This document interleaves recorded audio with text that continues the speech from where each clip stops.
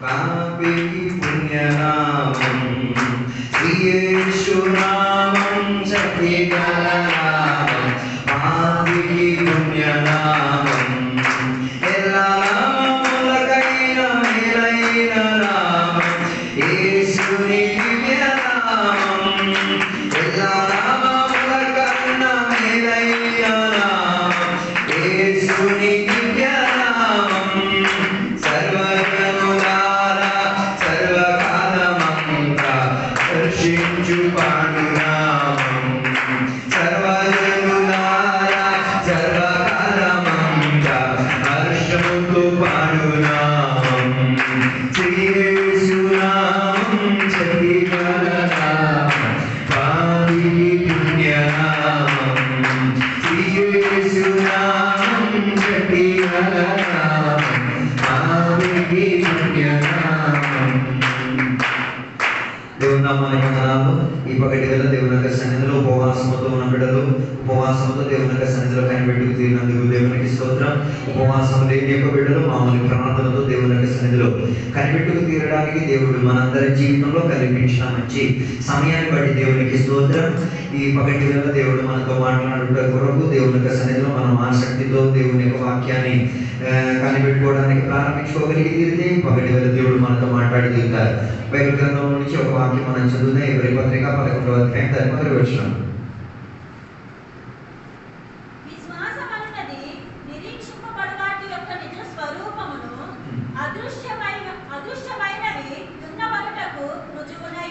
ఒక ప్రశ్నతో నేను ప్రారంభించాలనుకుంటున్నాను. విశ్వాసం అంటే ఏంటి?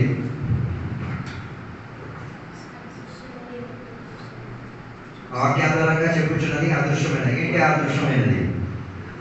ఏంటి మీరు కనిపెట్టుకుంటున్నారు? ఇదే చాలా మందికి అర్థం కాక అన్నింటినీ విశ్వాసం అనుకుంటారు. ఏది అదృశ్యమైనది?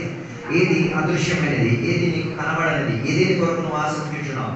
డబ్బు కోసమా, అంతస్తు కోసమా, ఆస్తి కోసమా, లేకపోతే జీవితం బాగుపడేది? ఇవన్నీ ఉండబట్టే చాలా మందికి విశ్వాసం అంటే ఏదో అర్థం కావట్లేదు.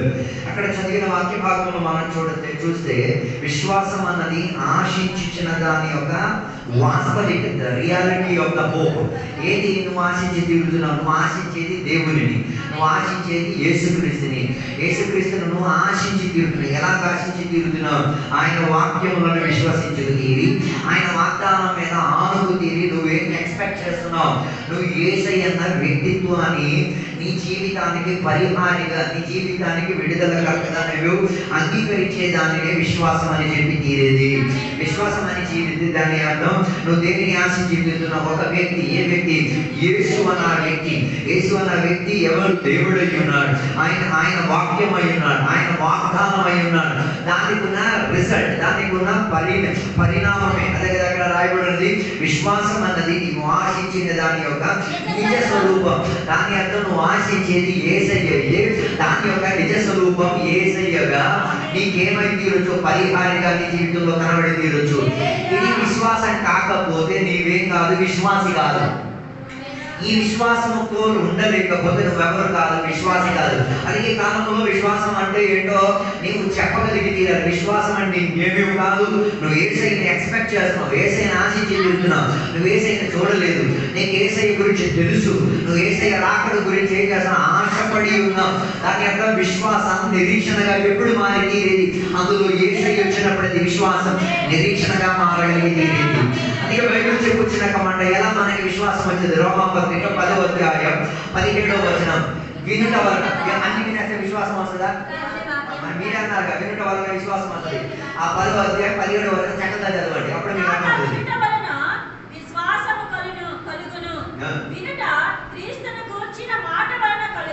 దేని ద్వారా విశ్వాసం వస్తుంది?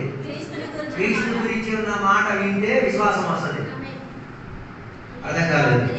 అలాగే నా ప్రశ్న, పాత నిబంధనలో నీకు ఎక్కడ క్రీస్తు కనబడుతుంది? ఎక్కడ నీకు క్రీస్తుకున్న మాట కనబడుతుంది? అలాగైతే పాత నిబంధన మనకు అక్కర్లేదు కదా. కొత్త నిబంధనలో మనకి క్రీస్తు గురించి ఉన్న అర్థవిత్వం మొత్తం మనకి కనబడుతుంది. పాత నిబంధన నీకు ఎందుకు ఎక్కట్లేదు? మనకున్న ప్రాబ్లం ఏంటి? అందుకే అందరూ ఏ చదివేస్తారు, కొత్త నిబంధన మాత్రం బట్టి కొట్టి చదివేస్తారు. అరే కొత్త నిబంధన సాధనం మాత్రం కాదు, పాత నిబంధనలో కూడా ఎవరి గురించి రాయబడి ఉంది? యేసయ్య గురించి రాయబడి ఉన్నది. దానిని వెతికి తీరేసిన ఆ ఆత్మీయ పరిపక్వత నీకు ఉండాలి. పరిపక్వత లేకపోతే అంత బుర్ర కథకాన్ని మిగిలి తిరుగుతుంది. అందుకే ఏమి వింటే విశ్వాసం వస్తుంది, అన్ని వినేస్తే నీకు విశ్వాసం కాదు. ఏం వినాలి? క్రీస్తుకు కలిగి ఉన్న మాట విని తీరాలి, క్రీస్తుకు కలిగి ఉన్న వాక్యం వినుండి తీరాలి.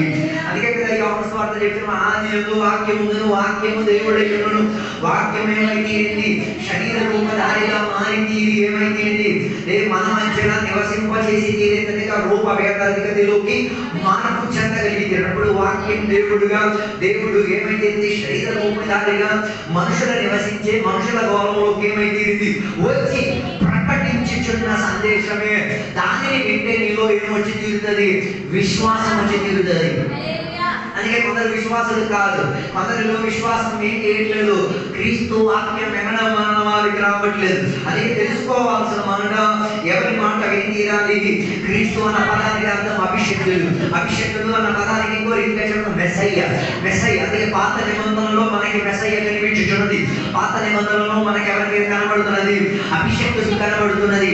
ఆయన ఇంకెవరు కాదు, యేసుక్రీస్తు వారే. ఆయన మాట విని వేడిలోకి నీకేమిచ్చుకోగలిగి తీరుతుంది? విశ్వాసం ఇచ్చుకోగలిగి తీరుతుంది.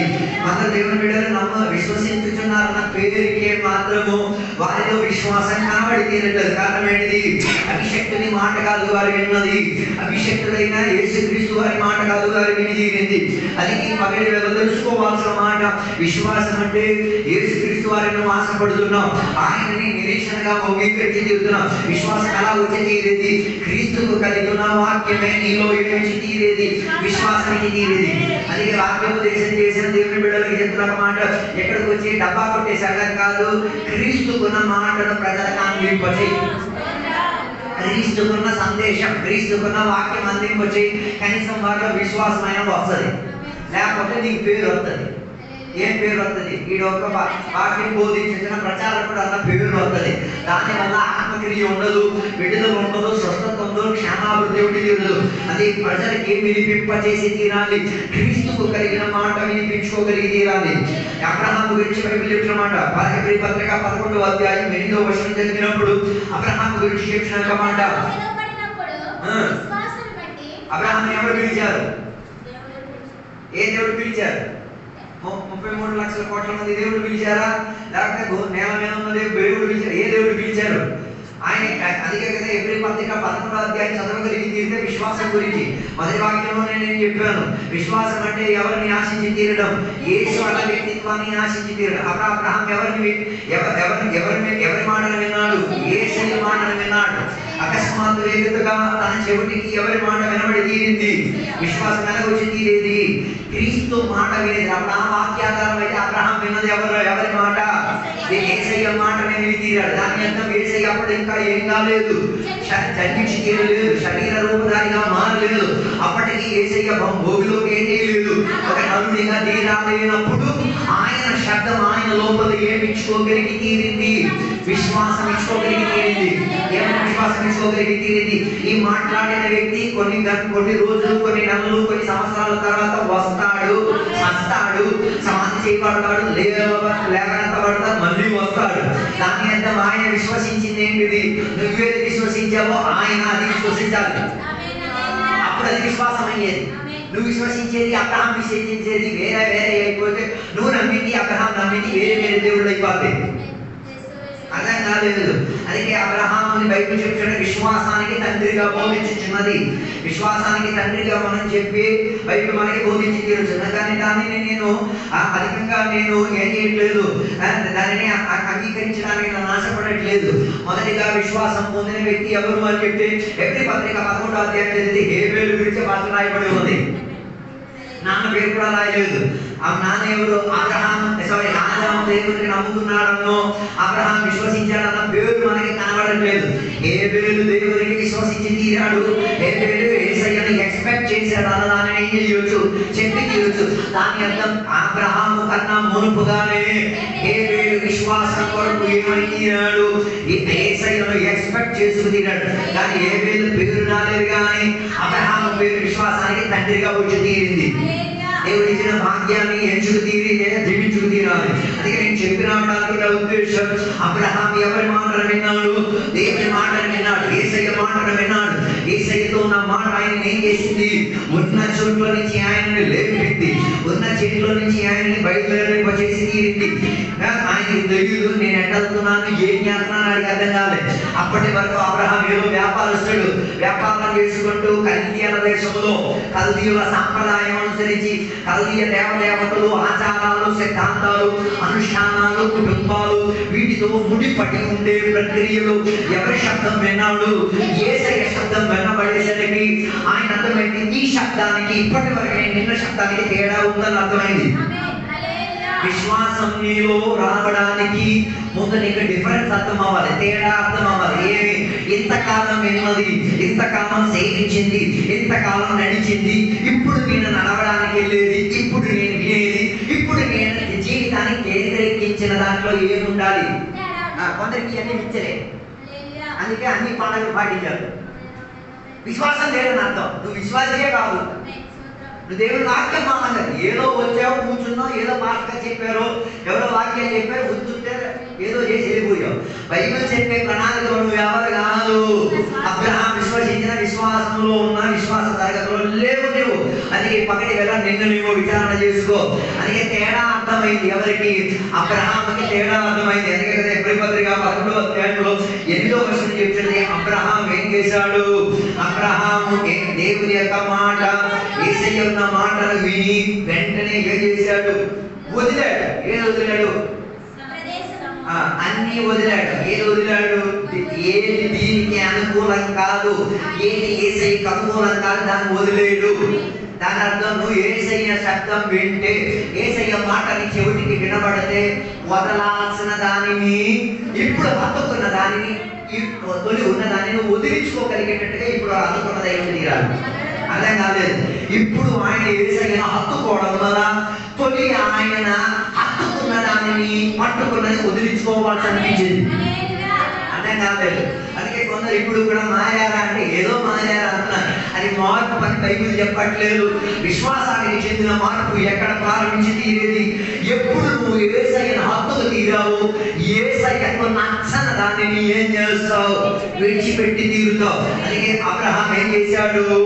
యేసుకు నచ్చనిది, యేసయ్య మాటకు నచ్చనిది, యేసయ్య మాట ప్రభావానికి విశ్వాసం కల్పించలేని వాటిని వదులుకున్నాడు. ఇండైరెక్ట్ గా చెప్తే, ఏది విశ్వాసానికి ఆధారం దానిని ఎంచుకు తీరి, ఏది విశ్వాసానికి ఆధారం కాదు వాటిని వదిలించుకున్నాడు.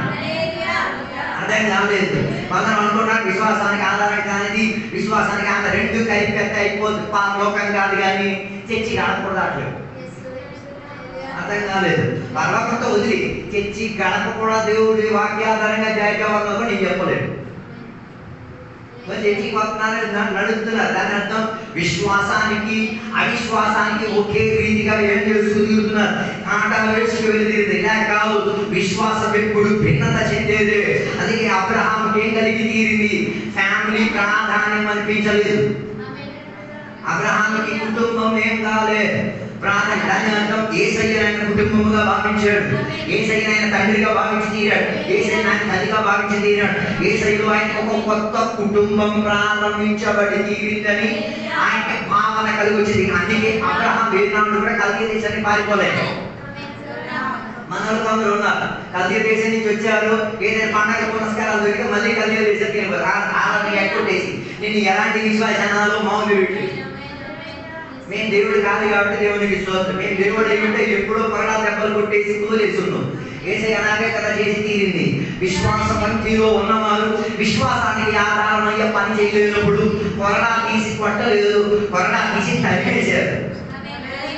కొడితే మళ్ళీ నువ్వే కదా చేసి ఊరంతా తిరిగి తరిమేస్తే ఇది ఇక్కడ ఉండడం కదా బయటికి వెళ్ళిపోవడం మంచిది.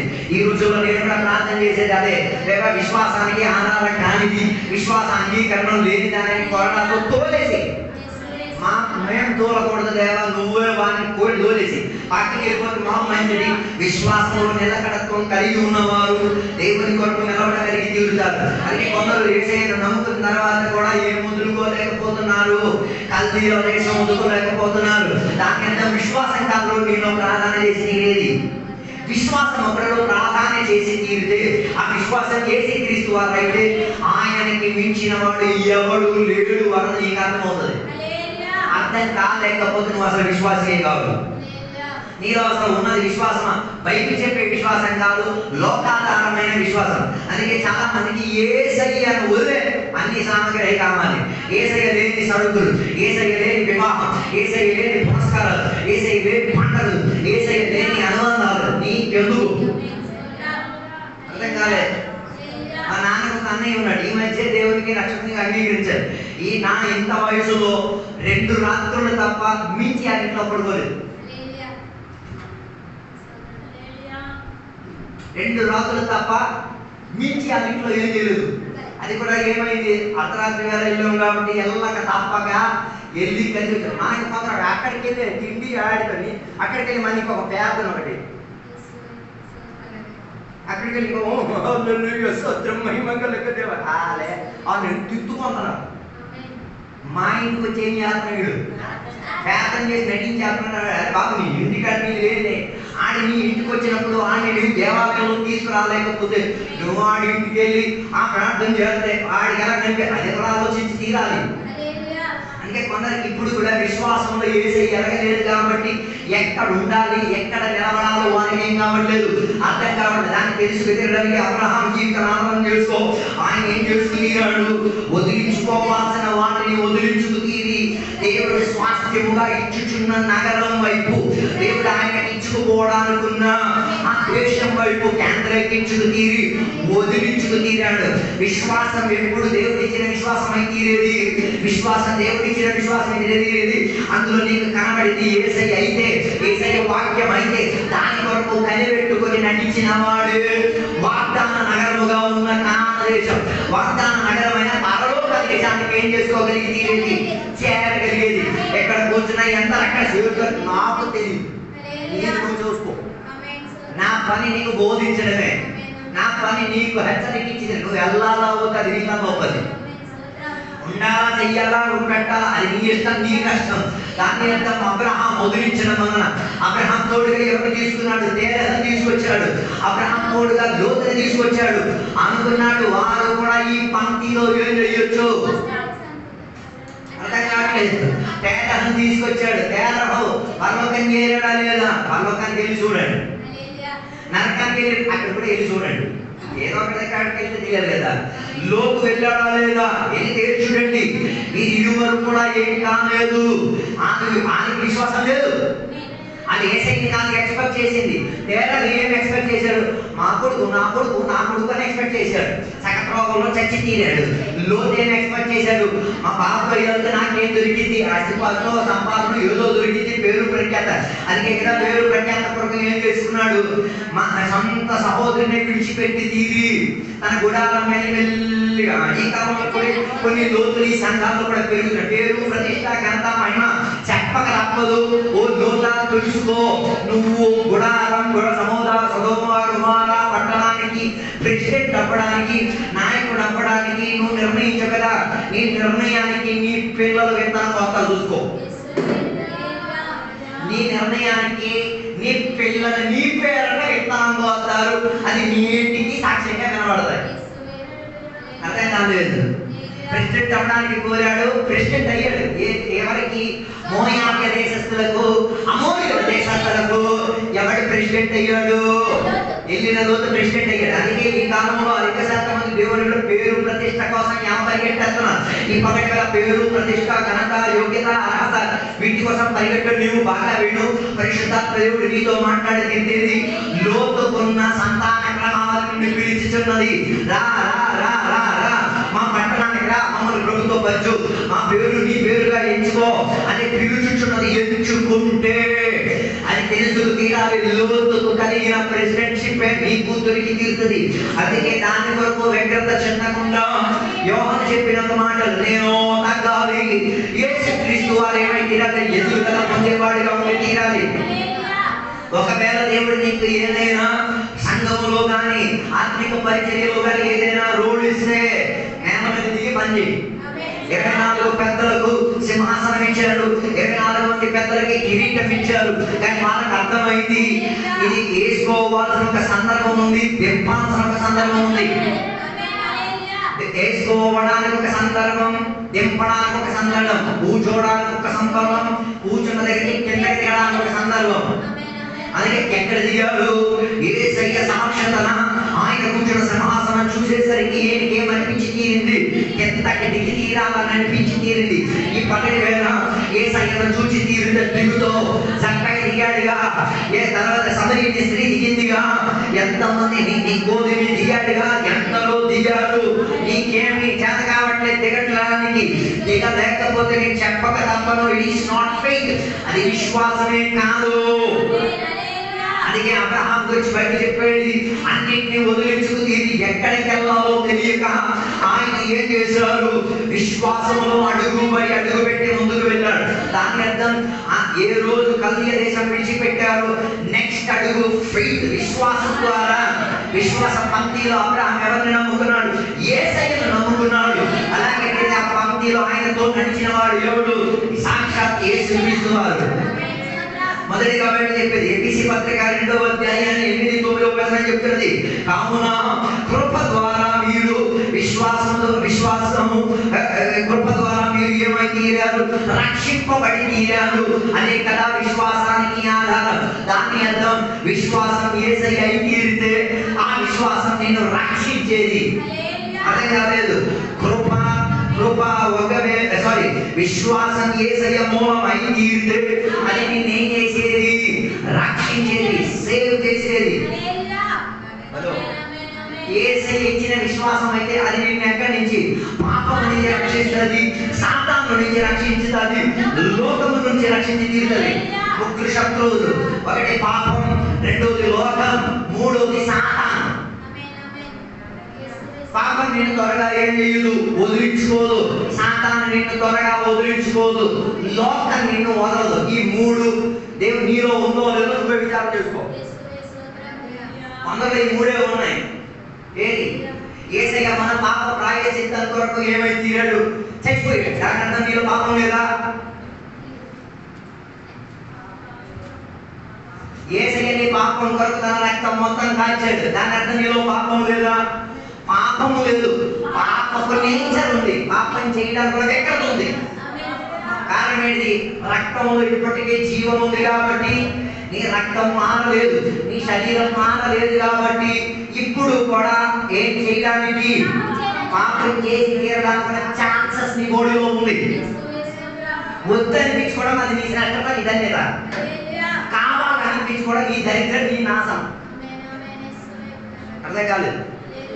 వద్దనిపించుకోవడం నీ నిర్ణయం, నీ భవిష్యత్తు ఏం చేసుకోవడం, ఆ శ్రేష్టపరుచుకోవడం నీ నిర్ణయం మీద నిలకడుతుంది.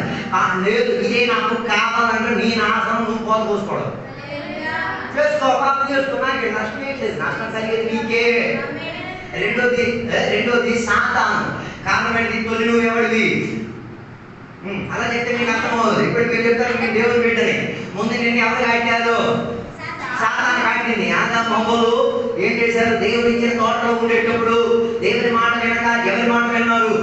దాని యొక్క సర్పం ఆదాము హవ్వలను ఏం చేసింది? కాటింది. కాటి వేసి కావడం మోసం చేశారు. చక్కబెట్టి మోసం చేసింది దేనికి? పాము కాటింది. వీళ్ళు చెప్పారు చూడండి, కూర్చొస్తాను రాకపోతే పాము కాటింది. అది మాకు అర్థమైపోయింది. ఆత్మీయులకు మాకు అర్థమైంది, నీకు అర్థం కాదు. అది జీవితాల్లో నువ్వు మాట చెప్తున్నావు, నేను దేవుని గురించి పలానా పని చేస్తాను, చెయ్యకపోతే పాము కాడితే చెయ్యు, పాము కాడకపోతే మా పని చేస్తాం. అర్థం కాలే. అంతే కదా బైబిల్ చెప్పిన మాట, నాగలిలో చెయ్యించి వెనక్కి తిరిగిన వాడు దేవుని యొక్క రాజ్యానికి ఒక్కటి కాదు. దాని అర్థం ముందుకు నిర్ణయం పెట్టేసుకొని వెనక్కి తిరిగి ఆలోచన చేసి తీరితే నువ్వు ఆ పనికి యోగ్యుడే కాదు. అందుకే ఆలోచించి ఏం చేయాలి, నిర్ణయం తీసుకోవాలి. కొంత సాక్ష్యంలో ఉన్న బోధనని చెప్పారు, నేను దేవుని కోసం చేశాను, చెప్పవద్దు, నువ్వు మూసుకొని అక్కడ కూర్చో, చెప్పితే చెయ్యి. కొందరు అబద్ధం చెప్పడానికి కూడా వేదిక, సాక్ష్యం చెప్పే వేదికగా వాడుతున్నాడు. నీ చేత జరిపించలేదు, నువ్వు మాట్లాడకూడదు, జరిపించగలిగేది చెప్పు. ఒక విశ్వాసి వచ్చాక పాస్టర్ అయ్యలు నేను మొత్తం టైం చేపేసేస్తాను, మొత్తం వేసేస్తాను. పాస్టర్ ఓకే చాలా మంచి తోడు పాస్టర్ ప్రార్థన కూడా చేశాడు, దేవా నేను టైం చేయాలనుకున్న సౌకర్యాలు సదుపాయాలు అన్నీ ఏర్పాటు చేయము.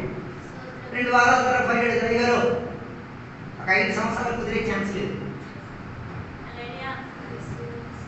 ఏం తమ్ముడు లేదు దగ్గర నీ నిర్ణయం తీసుకున్న దగ్గర అన్ని టైట్ అయిపోయింది. తొలితో కూర్చున్నాడు వచ్చి మాస్టర్ గారికి ఏం చేశారు, మాస్టర్ గారి మీద ఒక దేవా ఈయన దేవా నిన్ను మోసం చేస్తున్నాడు, నన్ను కాదు దేవా నేను మోసపోతాను, నీ పేరట నేను మోసపోతాను, నువ్వు కానీ ఏం కాకూడదు, మోసపోకూడదు దేవా అని చెప్పి తీరలేదు. ఆయన పనికి నేను పనికి వెళ్ళిపోయాడు. ఆ పని జరగలేదు. ఆ పని జరగక మనిషి మరి ఏం చేయలేదు, దేవుని కొరకు ఏం సాధించలేని ప్రవణతో తన జీవితం మారిపోయింది.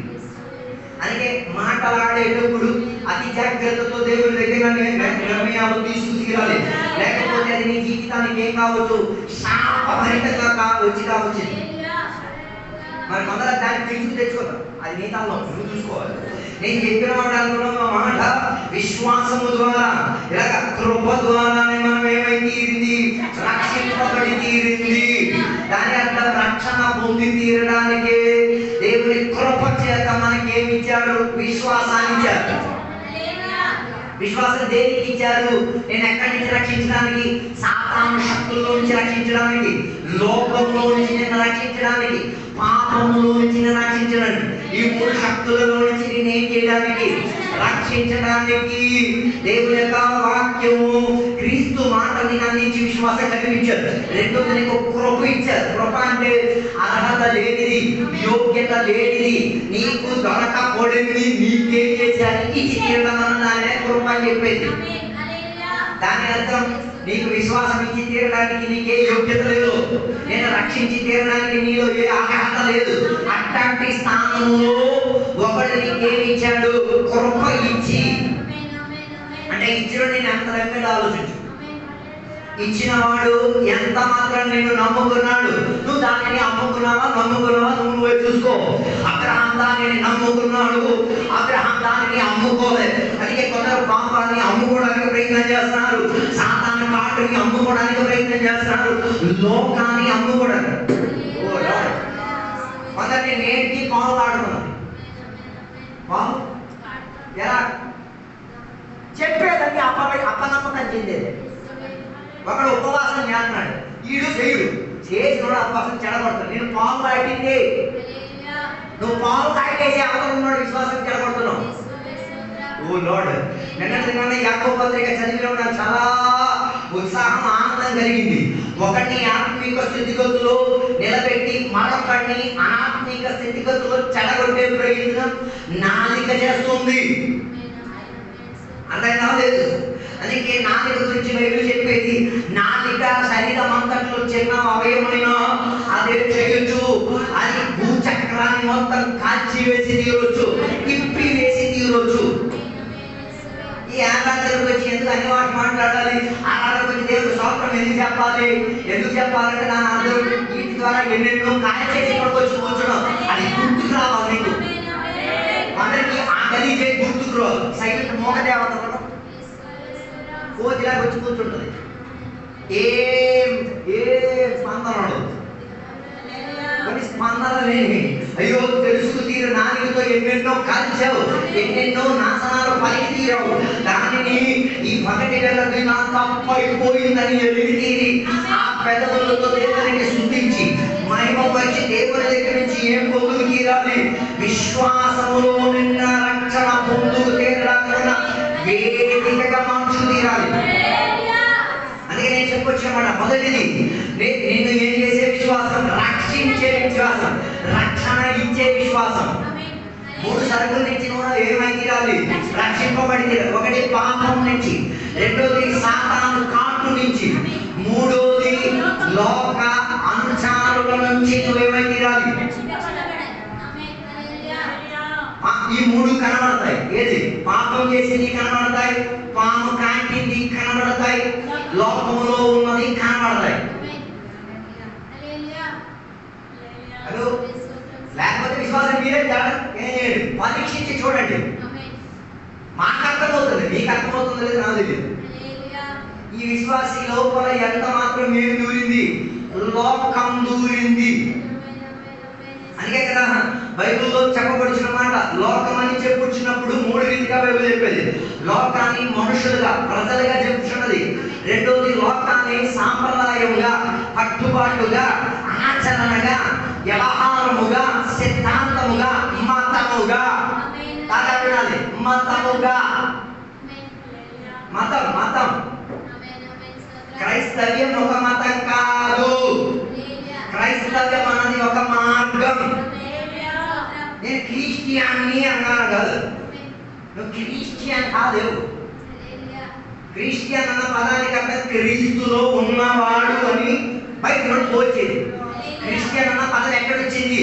అంత్యోక్యలో ఉన్న సంఘ బిడ్డలు క్రీస్తులో ఉన్నారని, క్రీస్తు సారూపులని, క్రీస్తు స్వభావం కలిగిన వారని చూచి ఈ నేల తీయడానికి పలికిన మాట క్రైస్తవుడు. మనం దానిని ఏం చేసాం? మత మార్పిడికి వాడేశాం. నేను ప్రభుత్వాన్ని గౌరవిస్తున్నాను, చాలా మంచి పని చేస్తున్నాను. మతం మారినోడికి శతకాల నో ప్రాబ్లం. మతం మారినోడికి ఏం చేయాలి? పాడాలి. తప్పది. మేము మతం మార్చే లేదు. నేను వాక్య పరిచయం చేసి నేను ఎవరికి మతం మార్చే ప్రక్రియ నాకు లేదు. నేను మార్గం బోధించేవాడిని, నాకు మతంతో సంబంధమే లేదు. నేనేం మతానికి చెందినోడిని కాదు.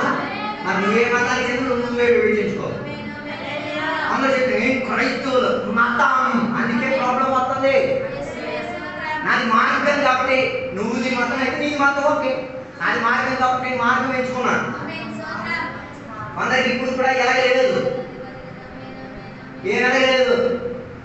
నేను మతంలో ఉన్నానా, మార్గంలో ఉన్నానా? అందుకే మాట్లాడితే నేను క్రైస్తవులండి, క్రీస్తు స్వభావం లేని క్రైస్తవులు ఇదేంటి సిగ్గు అనిపించట్లే. ఏసై చెప్పిన పదాలు భలే ఉన్నాయి.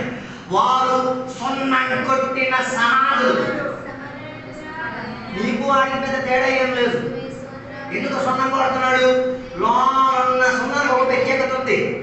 సున్నానికి ఏముంది? ఒక ప్రత్యేకత ఏంటిది?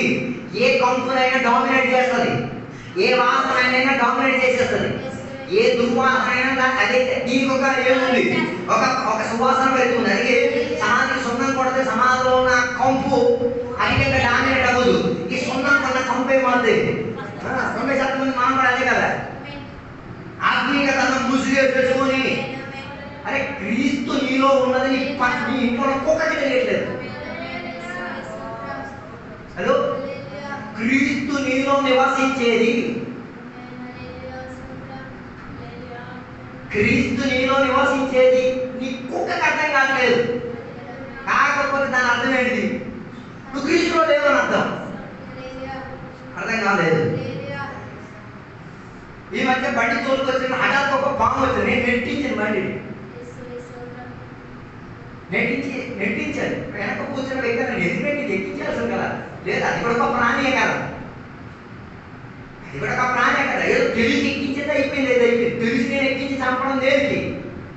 హలో, దానికి నేను జన్మను ఇవ్వలేదు, దాన్ని చంపే బాధ్యత నాకేం లేదు, హక్కు నాకు లేదు. అప్పుడు మీరు అడుగుగా కోడిని పోయి తినేస్తున్నారుగా, మేకను పోయి తినేస్తున్నారు. మరి నేను బతకాలంటే తప్పదు.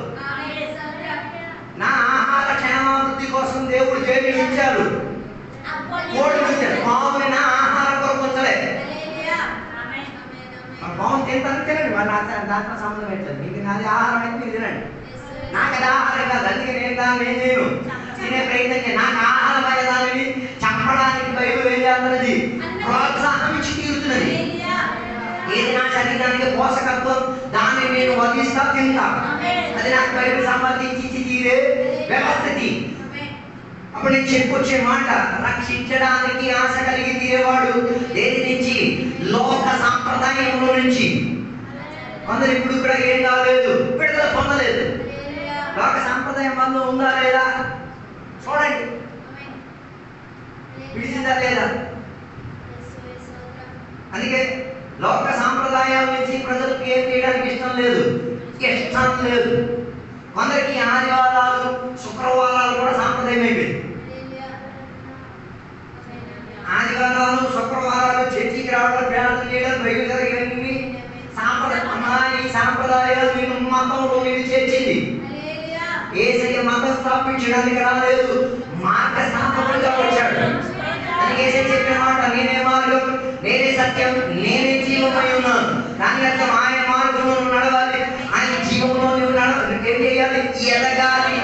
ఆయన ఉన్న ప్రక్రియలో, ఆయన సత్యంలో నువ్వు నిలకడదు. ఇది మూడు నీలో లేకపోతే నువ్వు ఈ మార్గంలో లేవని అంటాం. అందుకే బైబిల్ చెప్పేది, అబద్ధీకులు దేవుని యొక్క రాజ్యం స్వతంత్రించరు. కొందరికి అబద్ధం చెప్పడమే జీవిత లక్ష్యం. నువ్వేం లేదు, ఎక్కడేదో ఆరాటం పోరాటం అని చేస్తావు. దేవుని రాజ్యం స్వతంత్రించలేవు. దాని అర్థం యేసయ్య మార్గం అయితే ఆ మార్గం గురించి చెప్పాలి అని కొంత స్వార్థ చెప్పరు. ఈ మార్గం ఉంటే కదా చెప్పడానికి ఉండేది. ఒక వ్యక్తి కలిసేటప్పుడు, నాయన యేసు మార్గం గురించి చెప్తాను విను, ఈ మార్గంలో నీకు రక్షణ ఉంది, ఈ మార్గంలో నుంచి నేను పాప పరిహారం ఉంది, ఈ మార్గంలో నుంచి ఇంకేముంది, లోక సాంప్రదాయం నుంచి విడుదల ఉంది, సాతాను కాటు నుంచి విడుదల ఉంది. ఇది చెప్పలేకపోతే నువ్వు మార్గంలో లేవని అర్థం. అర్థం కాదు. అదే కదా ఎమ్మోస్ నుంచి వెళ్ళిన భార్య భర్త మార్గంలోనే ఉన్నారు. మార్గం నడిపించిన నాయకులతో అర్థం కావట్లేదు. మరి ఇన్నాళ్ళు ఎవరి కోసం నమ్ముకున్నాను నాకు అర్థం కాదు. నమ్ముకున్నాను విషయం. తర్వాత నేను పట్టణం వరకు వచ్చేసరికి పట్టణానికి ఆహ్వానపరిచారు. ఆహ్వానపరిచి యేసయ్య బయలుదేరారు. మళ్ళీ ఆయన ఆహ్వానానికి లెక్కించింది. యేసయ్య ఇంటికి వెళ్ళాడు. పలారాలని తినేటప్పుడే వాళ్ళకి ఏమొచ్చింది? పరిజ్ఞానం వచ్చింది. మేము భుజించింది ఈయనని జ్ఞాపకం చేసి తీరే ఈ పనిని.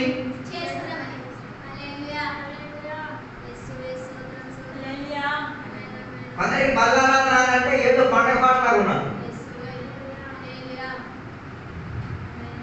హలో, బల్లారాధన అంటే పండగ మాత్రం ఏ రొట్టి ద్రాక్షరసం తినాత్మం.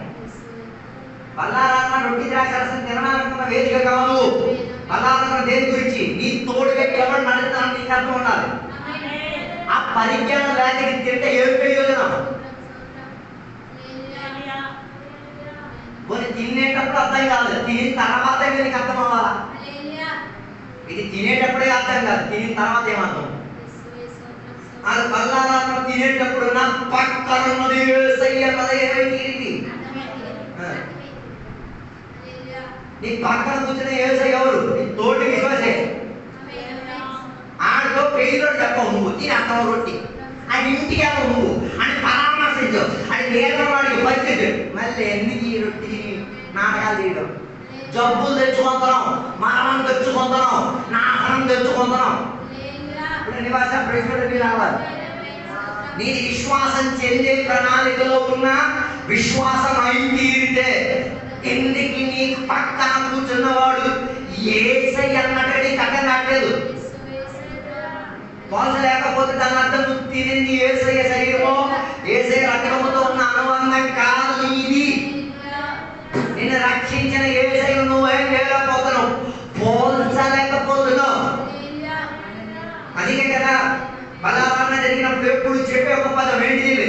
నిన్ను నీవు ఏం చేసుకు తీరాలి? విచారణ చేసుకు తీరాలి. ఏ గత వారం, గత రోజు, గత గడియ కొట్టేసుకున్నావు, సారీ చెప్పేసి తిన్నావా? బాధపడ్డావు, దుఃఖపడ్డావు, నీ భాష చెప్పిన మాట ఎంత కోపం పెట్టేసుకొని పళ్ళు కొరికేసుకొని వెళ్ళిపోయావు. ఎన్నిసార్లు చెప్పావా? తినేస్తున్నావు. దానివల్ల ఏం కావట్లేదు, జబ్బు అవ్వట్లేదు. మొదలు నేనేం చేయను, నేను చెప్పాల్సింది చెప్పాను. హలో, దాని అర్థం పొరపాటు ప్రతి దేవుని బిడ్డ జీవితంలో జరిగింది. యథార్థంగా రక్షణ పొందిన ప్రతి బిడ్డల జీవితంలో పొరపాటు జరిగింది. పొరపాటు జరిగితే అది మనసాక్షి వారి స్పందన కనిపించి తీరితే, మనసాక్షి వారి వ్యక్తిత్వానికి కలిగి ఉన్న కోర్టు వారి మనసాక్షి వారితో మాట్లాడితే వెల్ అండ్ గుడ్. వారి లోపల ఉన్న పరిశుద్ధాత్మ వారితో మాట్లాడితే వెరీ వెల్ అండ్ గుడ్. ఇద్దరు మీతో ఏం చేస్తారు? ఎప్పుడు మాట్లాడతారా? హలో, ఎప్పుడు మాట్లాడతారా? ఏమో అంత సందేహంగా ఉంది. అందరూ అంటాం పరిశుద్ధాత్మ ఎప్పుడు నాతో మాట్లాడుతుంది, పరిశుద్ధాత్మ ఎప్పుడు నాతో ఏం చేస్తుంది, సంభాషణ కలిగించింది. బాగా చూడండి, బైబిల్ గ్రంథంలో ఉన్న వాక్యం చూడండి. ఆదికాండం 8వ అధ్యాయంలోకి రండి.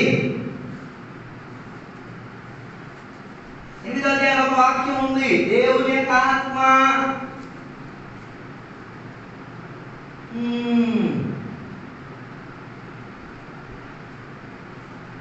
ఒక్క నిమిషం వాక్యం చెప్తాను నేను.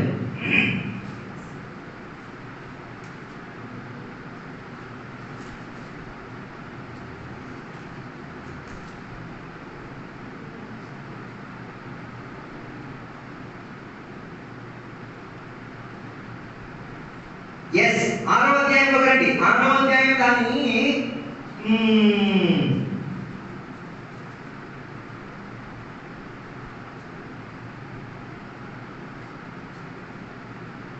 3వ వచనం.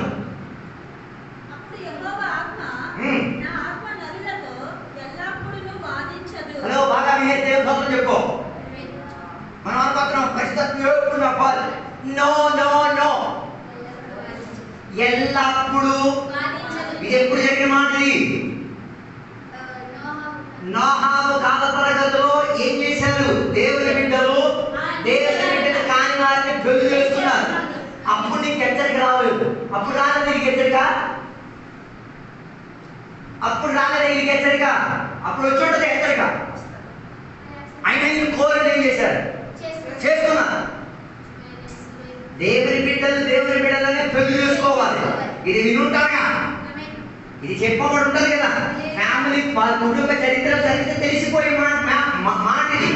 అప్పటికి వీరికి ఏమనిపించింది? అయ్యని అక్కడ ఉంది, నేను నచ్చింది నేనేం చేస్తా.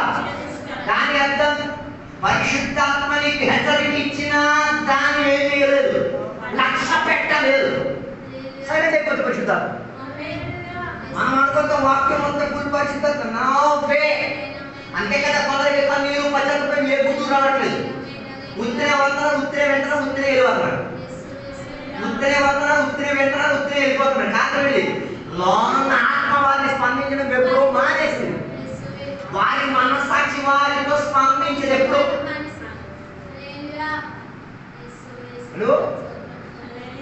మనసాక్షి అసలు బతుకుందా చచ్చిందా ఎవరు తెలిసేది ఏం లేదు. నీ పాపను కొట్టిన తర్వాత నీ లోపల వేదన కలిగి ఇచ్చి కొట్టేసి, ఎందుకు కొట్టానో చెప్పలేదు, కొట్టేశాను. ఎందుకు దాని అర్థం పాప మనసులో ఎందుకు మా అమ్మ కొట్టింది కూడా దానికి లేదు. అది నీకు తెలిసేదే. మంది కొట్టాను కొట్టేస్తాను ఒకటి, ఎందుకు కొట్టారో చెప్పడం. మనసాక్షి కోడికి ఏమర్థం అవుతుంది అని చెప్పలేదు. అమ్మా నీకు ఈ పలానా విషయం కోసం నేనేం చేశాను, కొట్టిన తర్వాత మళ్ళీ వచ్చి కూర్చుంటావా, మళ్ళీ నీ లోపల తగ్గిస్తుంది. ఏమని దానికి దెబ్బ తగిలిదిగా, వేట కలిగిదిగా, మళ్ళీ దాని దగ్గరికి ఎందుకు కొట్టాడో నీకు తెలుసా? మళ్ళీ పని చేయకూడదు, మళ్ళీ తప్పితోకి వెళ్ళకూడదు, మళ్ళీ ఇలా చేస్తే నీకు నాశనం.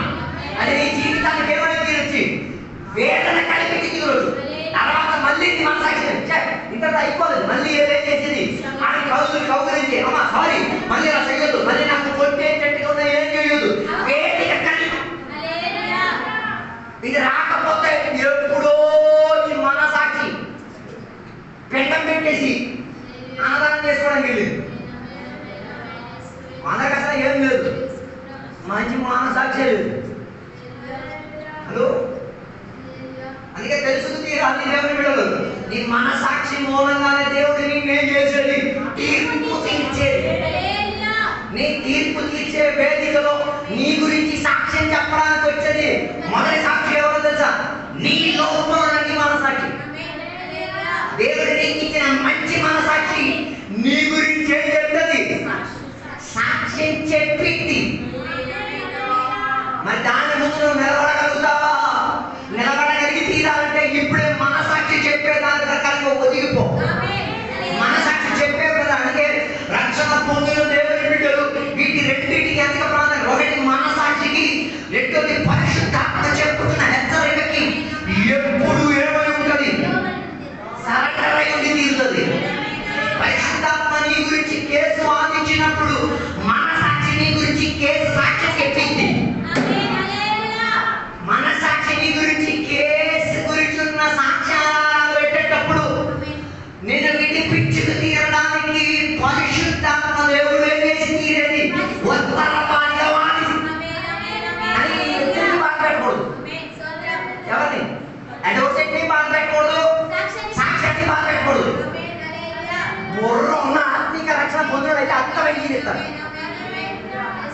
ఓ లార్డ్, యథార్థంగా కృపలో రక్షణ పొందుడు వీళ్ళిద్దరికి గాయపడ్డు. కావాలంటే వీళ్ళు గాయపడతారు, ఈ బాధపడతారు, దుఃఖపడతారు, వేదపడతారు. అమ్మో మన సాక్షి చెప్పిన దానికి నేనేమై తీరాలి.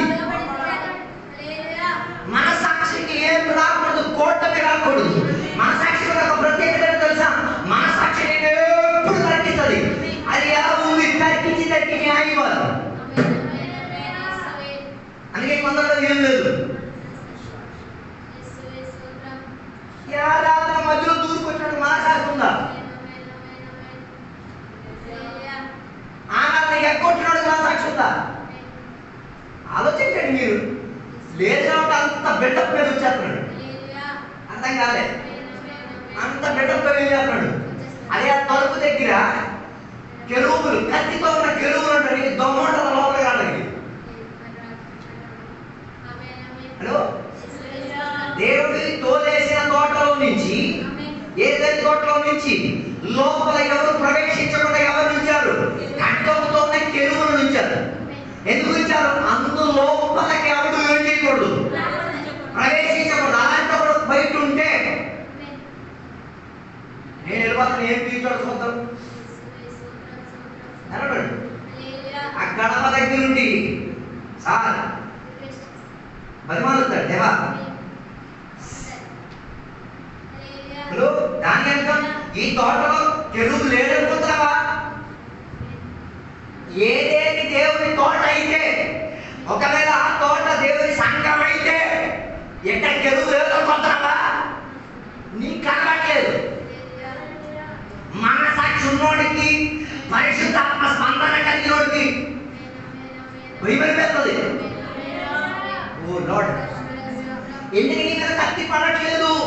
యేసయ్య మీద కత్తి పడింది కాబట్టి నీ మీద కత్తి పడట్లేదు.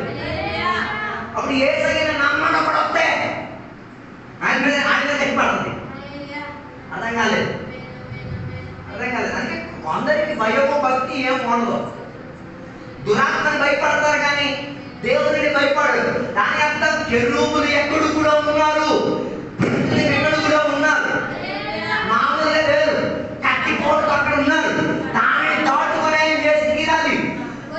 ఓ లార్డ్, బిలియాము గురించి బయట చెప్పిన మాట, ఆయన వెళ్ళిన ప్రయాణంలో అభ్యంతర పరిచేట్టుగా గాడిదకి కనబడింది కానీ ఈయన కనబడలేదు. నాకు అర్థం అవ్వట్లేదు. అప్పుడు ఎవరు ఆత్మీయుడు మీరే వివేచించండి, ఎవరు అసలు ప్రవక్తని వివేచించండి, ఎవరు యథార్థంగా దేవుడికి భయపడేవాడు వివేచి చూపించి తీరండి, ఆలోచించి తీరండి. గాడిదకు ఉన్నంత భక్తి భయము ఎవరికి లేదు. గాడిద మాట్లాడే నీకు ప్రాబ్లం లేదు. గాడిద ఎందుకు మాట్లాడింది? ఆయన ఆత్మీయ పరిజ్ఞానంలోకి రావడానికి నేను చెప్పొచ్చే మాట, నేను పరిజ్ఞానంలోకి తెప్పించి తీరడానికి దేవుడు నీకు మనసాక్షిని ఇచ్చి తీరాడు. మనసాక్షికి విపరీత దిశలో ఏం చేయొద్దు. ఏంటి పగడిగా ఉపవాసంతో ఉంటే ఆలోచించు, అయ్యో మనసాక్షికి ఒకసారి వేడలో పెట్టి అడుగు, మనసాక్షి నా మీద నీకు చెప్పడానికి కేసులు ఉన్నాయా అడిగితే అడుగుతూ,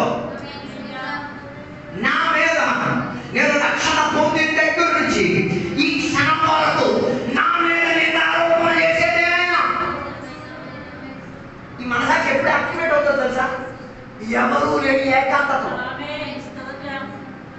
ఎవ్వరు ఉండకూడదు, ఇంకొక్కడే ఉండాలి. అప్పుడే ఈ సామాన్ ఏమైంది బయటికి వచ్చి యాక్టివ్ అయితో ఏం చేసేది, సంభాషణ ఇచ్చి తీరేది. ఈ పగటి కదా. అందుకే ఇండివిజువల్ గా వ్యక్తి పరంగా ఏముండాలి, ఒక ఓపడి నీకు ఉండాలి. నీ మనసాక్షిని తెరవలేదు. అందరికి మాట్లాడుతుంటే ఏం లేదు, నాకు ఇల్లు కుటుంబం వాటి అన్నీ ఉన్నాయిగా. అయితే గంటే తాత వెంట వచ్చి కూర్చొని మనసాక్షిని తెచ్చుకొని చూసుకో. కానీ ఎప్పుడు ఇది దెయ్యాల భూమి లాగే ఉంటున్నాయి. శుక్రవారం ఆదివారం తప్ప నీ మనసాక్షిని ఓపెన్ చేసుకోవాలి. తాను అడిగి వచ్చేసుకొని తోలం వేసేసి వచ్చి కూర్చొని దేవా, ఏ శబ్దం లేకుండా మౌనంగా కూర్చొని మనసాక్షిని బయటికి నా మీద నా కేసు అని చెప్పు. ఈరోజు దానికి నేనే చేసి తీరుతా, పరిహారం చెట్టి తీరుతా. దాని దేవుడికి చెప్పావు, ఉత్తరవాది ఏమి పరిశుద్ధాత్మ లేవా, సహాయం చేయము దేవా. ఈ కేసులన్నిటి నుంచి నేనేమై తీరాలి, విడుదల పొంది తీరాలి. ఇట్టంటోడే కృప చేత రక్షింపబడినవాడు. అలాగైతే ఆయన కృపను ఏం చేస్తాడు, నిర్లక్ష్యపరచడు, కృపను ఆనుకు తీరుతాడు. అందుకే కదా అపోస్తల కార్యం 16వ అధ్యాయంలో జైలు గురించి చెప్తున్న మాట. 16వ అధ్యాయం 29 నుంచి కిందకి చదవగలిగితే పౌలు శీలను జైలు లోపల ఉండి ఏం చేశాడు, ఒక్క కొట్టాడు. శరబాలి ఎవడు జైలు శరబాలి వీరు ప్రార్థన చేస్తూ ఉండగా, పాటలు పాడుతూ ఉండగా, దేవుడికి మహిమ పరుస్తూ ఉండగా ఏమై తీరింది, జైల్లో ఉన్న పునాదులు ఏమై తీరింది, కదిలిపోయి తీరింది. జైలు లోపల ఏమొచ్చింది, ఒక విభ్రాంతి వచ్చింది. జైలు లోపల ఏమొచ్చి తీరింది, ఒక గొప్ప విడుదల వచ్చి తీరింది. జైలు లోపల వచ్చిన విడుదల ఏమై తీరింది, జైలు కదిపేసి తీరింది. అలాగే కదా రాస్తుంది, జైలు మొత్తాన్ని ఏం చేసింది, కదిపేసి తీరింది. ఓ లార్డ్, దాని తర్వాత చెప్తున్న మాట 23వ వచనం చెప్తే చెప్పుచున్న మాట వినండి. ఏం తప్పు చేశారు, కొట్టారా, అన్యాయం చేశారా, దొంగతనం చేశారా, ఎవరైనా దోచి తిన్నారా, ఏదైనా చేశారా? ఒక ఆమె లోపల ఉన్న దురాత్మను ఏం చేశారు, వదిలించేశారు. వదిలించడం వల్ల వీరి మీద ఏం చేశారు, దొంగ కేసేసి వీరిని ఎక్కడికి, చెరసాలలో పడేశారు. దీనిని ఎవరు పట్టున్నారు, జైలర్ పట్టున్నాడు. ఈ కేసు నిజమా కాదా, ఈ కేసు నిజమా కాదా తెలుసుకోకముందే ఏం చేశాడు, కొట్టేశాడు. మళ్ళొకసారి చెప్తాను, బాగా వినండి. ఈ వాస్తవమా కాదా తెలియకముందే ఏం చేశాడు, ఎవరు కొట్టాడు, దేవుడి సేవకులు కొట్టాడు, అభిషేకులను కొట్టాడు, ప్రార్థన చేసేవాడు కొట్టాడు, ఆత్మశక్తిని నింపేవాడు కొట్టాడు. ఆమెకేం బాధ కాలేదు, ఎవరికి చెప్పాలి, కాల్చిన బాధ కాలేదు. కారణది ఆమెకు తెలుసు, మేము బాధపడితే ఈ మీద కూడా వస్తుందని. వాక్యం పరిజ్ఞానంతో వెళ్తేనే అది ఉంటుంది, ఏం అర్థం కాదు.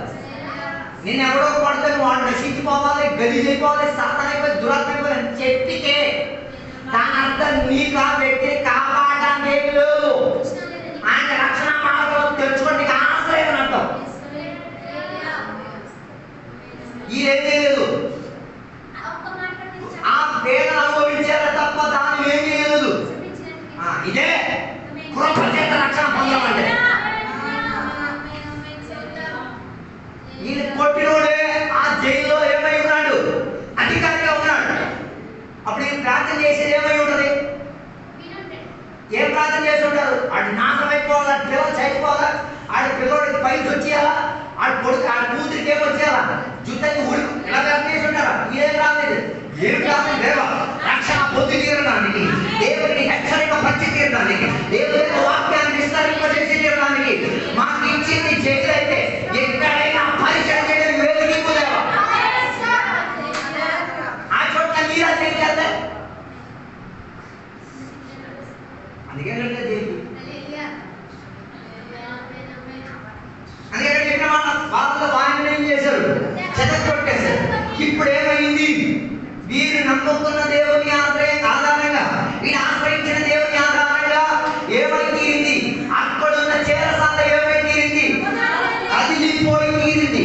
సంఖ్యలు తెగిపోయినాయి, సంఖ్యలు తెగిపోయినాయి. ఏమై తీరింది, ప్రతి సెల్ డోర్ ఓపెన్ అయిపోయింది, ప్రతి చెరసాల తలుపు ఏమైపోయింది, కానీ ఎవరు పారిపోలేదు. అప్పుడు జైలర్ ఎక్కడున్నాడు, జైలర్ నిద్రలో ఉన్నాడు. లేచి చూసినప్పుడు ఇంకేం కనిపించింది, వెంటనే ఏం చేశాడు, ప్రశ్న, ఎందుకు కత్తి తీసి చంపుకున్నాడు? మన ప్రాబ్లమే అది. వీళ్ళందరికీ కొట్టాడు, వాళ్ళు విడవకపోతే జనాసకి ఆనందించబడేలా. అర్థం అవ్వాలి మీకు, మీరు అనుకుంటున్నారు ఈ పారిపోవాలి, అలాగే ఎప్పుడో పారిపోవాలిగా, పారిపోవాలంటే ఎప్పుడో పారిపోవాలిగా, ఎప్పుడు పారిపోలేదుగా. ఎదిగి హత్య చేసుకున్నాడు, వీడికి అర్థమైపోయింది ఈ కొండలే కై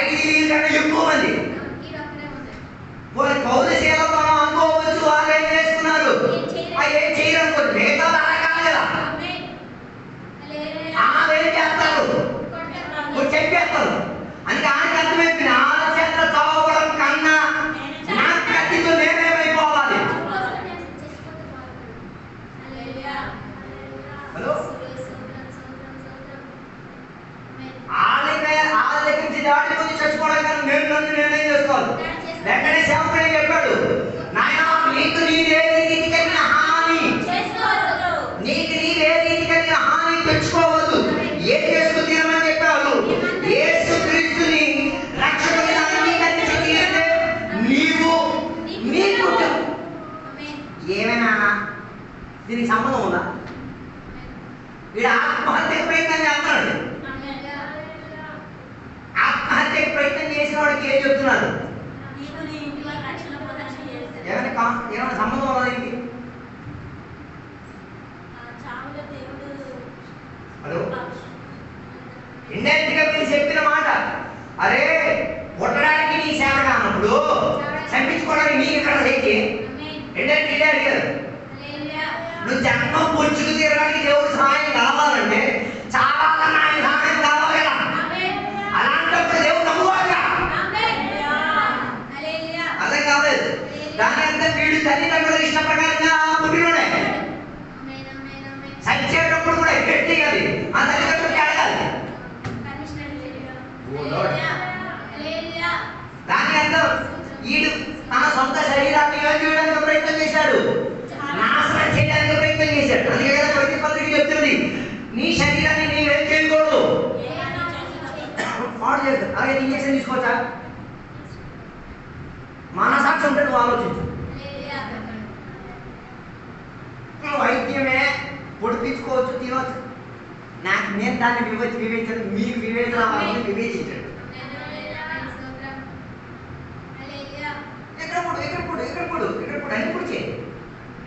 పొడిపించేటప్పుడు కూడా నీకు ఆనందం అనేది ఈ శరీరం ఎవడది. అందుకే నేను చెప్పింది మనసాక్షి యాక్టివేట్ అయి ఉండాలి. అప్పుడే నువ్వు పొడిపించుకోవాలంటే మీ కుటుంబ సభ్యులు ఏమంటారు? పొడిపించుకోవాలైనా ఆ బలవంతంగా నుంచి ఏం చేస్తారు? పొడిపించిన తర్వాత నీకేముంటుంది? ప్రభా నీ వాక్యం ఎలా చెప్పుతున్నది, నేను ఎలా పొడిపించుకున్నాను, నన్ను క్షమించుదేవా, నన్ను మళ్ళీ ఉందా వస్తుందా?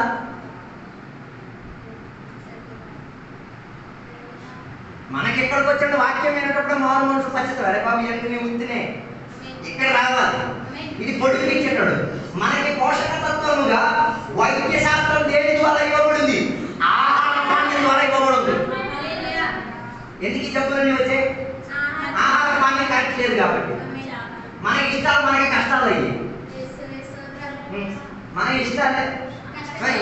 ఎండు చేపలు లేకపోతే బాధకలేదు. మీరు ఎండి చేప పరిమితిలో తింటే ప్రాబ్లం ఏం కాదు, అధికంగా తింటే రావాల్సిన జబ్బులు వస్తాయి. ఏ ఆహారమైనా అంతే. అందుకే ఇండియాలో ఉన్న వారికి షుగర్ ఆగట్లేదు, బీపీ తగ్గట్లేదు. ఎందుకు? 24 గంటలు 365 రోజు ఆ తెల్లన్నాయి. నేను కొందరు చెప్పేది రాను లేదు, నేను చచ్చిపోతాను, సమాధి ఇవ్వాలి, చచ్చుకో జబ్బు. బీపీకి షుగర్కి ఉన్న ప్రత్యేకత తెలుసా? ఒకసారి వచ్చింది అనుకో నేను వదలదు. తగ్గడం విషయం వేరే, వదలదు. దానికి నువ్వేం చేస్తావు? వైద్య శాస్త్రానికి ఆధారపడి వైద్యం తీసుకో. ఇది తీసుకోవడం వలన మిగతా మందులు నీ మీద పనిచేయదు. మీరు సరుకుతో చేయగలుగుతున్నారుగా, సరుకు కడిగిన తర్వాత మీకు చెయ్యమైపోతుంది. తర్వాత నువ్వు వెళ్ళి ఎన్ని వంటలు చేసినా చెయ్యి అలాగే ఉంటుంది. కొంతసేపు పడిన తర్వాత అది మళ్ళీ ఏమైంది?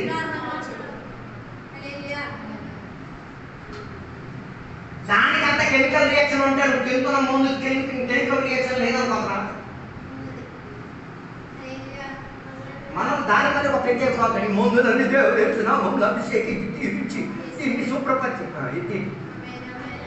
దాని అర్థం ఈ వైద్య శాస్త్రం లేకుండా కూడా బతకొచ్చిన బతుకొచ్చును. ఆ స్టేజీ నువ్వు రాలేదంటే అది నీ ప్రాబ్లం. అందుకే ఇక్కడ కొందరు ఏం తీసుకోరు, వైద్య సహాయం తీసుకోకుండా సస్తే సస్తం బతికితే బతికాం. అయితే దేవుని ఉద్దేశం లేకపోతే దేవుని నిర్ణయం అని చెప్పి ఏం చేసేది? దేవుని చేతికి ఇచ్చి తీరేది. నేను అలా ఒక దేవుని బిడ్డలు నేను చూశాను. ఏమన్నా కుక్క కలిసింది, మందులు ఏమేమి తీసుకోవాలి, చెయ్యి ప్రార్థన చేయడమే, నూనె రాయడం ప్రార్థన చేయడం, చీమ వస్తుంది నూనె రాయడం ప్రార్థన చేయడం, ఇంకేం పరిహారం లేదు. దేవునికి ఆరాధన చేసేదానికి అస్సలు కాంప్రమైజ్ లేదు. ఆ చీమ ఉన్న కోతలోనే మోకాలను కూర్చొని దేవునికి ఏం చేసేది? ఆరాధన చేసి అభిషేకం నింపి ఆ చీమ కోరుతున్నా ఏం పట్టించుకోకుండా దేవుని ఆరాధన అయిపోయిన తర్వాత అక్కడ చేపలు మేటలన్నీ ఈడే వెళ్ళి కడిగి మళ్ళీ ఆరాధన తీసుకుని పెడతారు.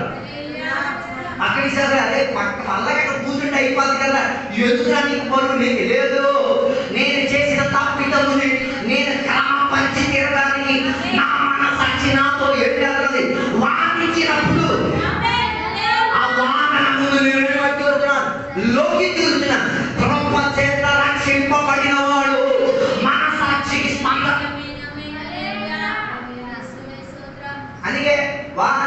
చెప్పిన మాట నీకు నీవే హామీ తెచ్చుకోవద్దు.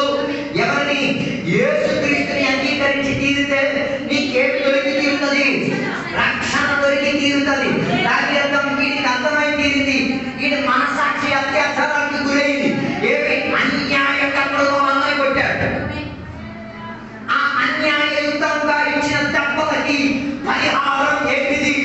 యేసుక్రీస్తుని రక్షకుని అంగీకరించి తీరితే నీవు మనసాక్షి మూలంగా చేసిన అత్యాచారం, శరీరం మూలంగా చేసిన అత్యాచారం, నీకు ఇచ్చిన ప్రాణాత్మ మూలంగా చేసిన అత్యాచారానికి ఏ వ్యక్తి వచ్చు? యేసయ్యన్న రక్షకుని నమ్మి తీరడం ద్వారా నీకు పరిహారం. అర్థం కాలేదు. అందుకే వెంటనే రక్షకుని అంగీకరించాడు. తర్వాత వీళ్ళు ఎక్కడికి తీసుకెళ్ళాడు? ఇంటికి తీసుకెళ్ళి వైద్య శాస్త్రం చేసి పరిహరించి అన్ని చేసి అర్ధరాత్రి వాళ్ళు ఏం చేస్తున్నారు? బాప్తిస్మం ఇచ్చారు. ఈ దెబ్బలు కాసిన పాత్ర ఎలా నీళ్ళలో దిగారు? అది నాకు అర్థం కావట్లేదు. దెబ్బలు కాసిన పాత్ర దిగారు. అర్ధరాత్రి వేళ బాప్తిస్మం సాగు నీళ్ళు మాస్క్ పడుతుంది అంటే దాని అర్థం ఒకటి రక్షణ అంతా పట్టింపు కలిగి ఉండి తీరితే మీ దెబ్బల మీద బాధలు అనిపించవు.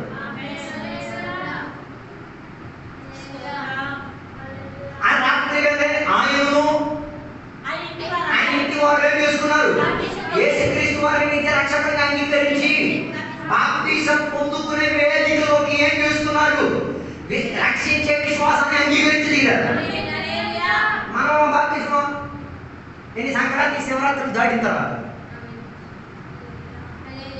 దాటిన తర్వాత బాగున్నారా? అది లేదు. మరి గెలిచి హలో ఈ కాలంలో నిర్ణయించిన ఒక మాట, ఎవరికైనా బాప్తిసం అయితే బాప్తిసం అంటే ఏంటి? దాని గురించి ఆయన సొంతంగా నిలబడి క్లాస్ చెప్పాలి, ఆయన నిలబడి క్లాస్ చెప్పాలి. అట్లాంటి ఇవ్వకూడదు. ఆయన నిలబడి వాక్యం తీసి చెప్పాలి. ఏమని? బాప్తిసం ఎందుకని ఎలాగని మాట చెప్తే వాడికి ఏం పంపాలి. లేకపోతే బాప్తిజంకి వాల్యూ లేకుండా పాపం. ఏదో స్నానం చేసి బయట ఇచ్చినట్టు ఉంది. మన అనుకుంటున్నాం బాప్తిజం ఏదో స్నానం చేసి బయట లేదు. బాప్తిజం అని తీరేది దేనితో పాలవాకు తీరడానికి? యేసయ్య మరణంలో, యేసయ్య సమాధిలో, యేసయ్య వేపలెత్తే దాంట్లో పాలవాకు పొంది తీరడానికి బాప్తిజం. బాగా వినండి. రక్షణ పొందేటప్పుడు నువ్వు యేసయ్య మరణ పునరుద్ధానములో పాల్గొనడం కావు. రక్షణ పొందేటప్పుడు పూర్తిగా నువ్వు యేసయ్య పాల్గొనడం కాదే, పార్షల్ సగముగా పాల్గొనయ్యో. బాప్తిజం పొందేటప్పుడు అది కంప్లీట్ అవుతుంది. అర్థం కాలేదు? అర్థం కాలేదు? రక్షణ పొందేటప్పుడు సగమే. అప్పుడు ఎప్పుడు బాప్తిజం పొందాలి? నాకు ఈ సకలం క్రీస్తులో ఉండడం నాకు ఇష్టం లేదు, నాకు పూర్తిగా ఏం చేయాలి? అప్పుడు రక్షణ పొందే ప్రణాళికలో ఏమేమి వదిలించుకోవాలి? పాప విషయం పాపాన్ని వదులుకోవాలి, లోకాన్ని వదులుకోవాలి, శాతాన్ని వదిలించుకోగలిగిన బాప్తిజం పొందేటప్పుడు ఏదో వదిలించుకోవాలి.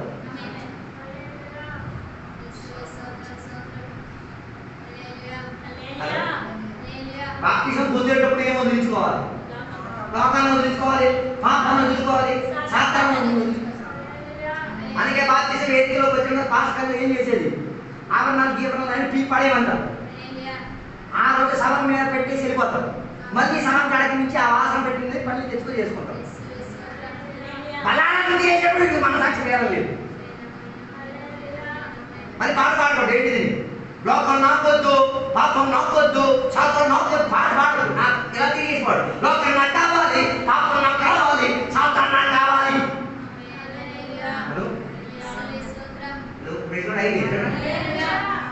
దాని అర్థం మన పరిపక్వతలో కాదేమైంది? బాప్తిజం తీసుకున్నది కూర్చే.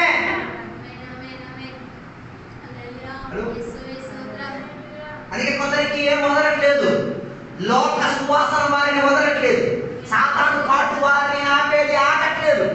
రోజు సాతాను కాయతున్నాడు, రోజు కాయ తీసుకుంటున్నాడు, రోజు వ్యసనం తీసుకుంటున్నాడు. ఇదే పని అనుకుంటున్నాడు. నో, క్రీస్తు మరణ పునరుద్ధానంలో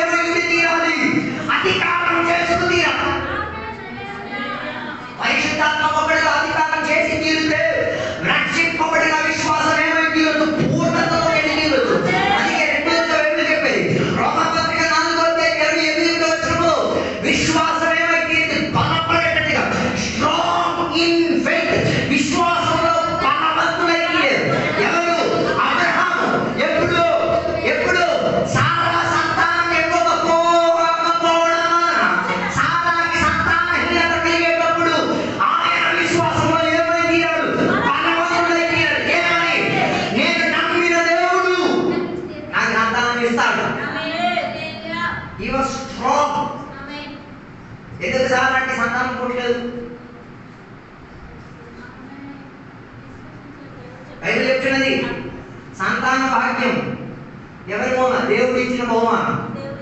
పిల్లలు దేవుడు ఇచ్చిన స్వాస్థ్యం. ఇప్పుడు పిల్లలు ఎవరిచ్చేది?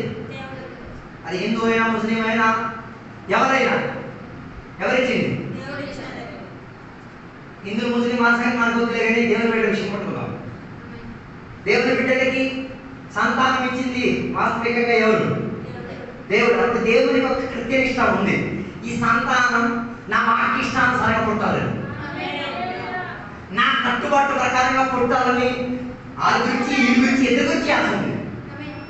క్రైస్తవులు గల ప్రత్యేకత దానికి ఉన్న వేదిక ఉంది. దేనికి ఉన్న వేదిక? విశ్వాసాధారంగా పుట్టి తీరడానికి కూడా వేదిక ఉంది. వాళ్ళకి లేదు, ఒక విషయం మనకు అక్కర్లేదు. దానికంటే ఈ పుట్టిన ఈ శిశువు వాక్య ఆధారంగా ఎదగొచ్చు, దేవుడిని హక్కు తీరవచ్చు, దేవుడి కొరకు కనిపెట్టేవాడుగా మారి తీరే అవకాశాలు ఉన్నాయి.